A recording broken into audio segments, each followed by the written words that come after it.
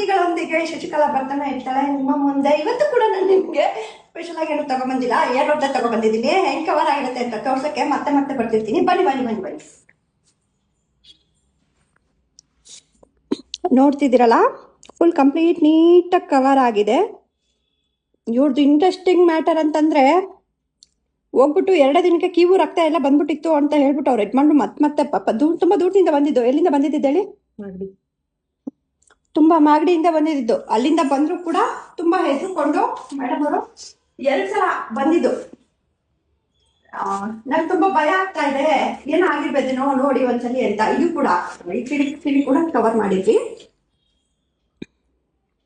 Full complete ನೋಡ್ತಿರ್ಬೋದು, ನೀಟಾಗಿ cover ಆಗಿದೆ, ಸ್ವಲ್ಪ ಕೂಡ ಹೋಲಿಲ್ಲ. ಮತ್ತೆ ಇದನ್ನ ಮಾಡಾದ್ಮೇಲೆ ಅಂದಾಜು ನಿಮಗೆ 10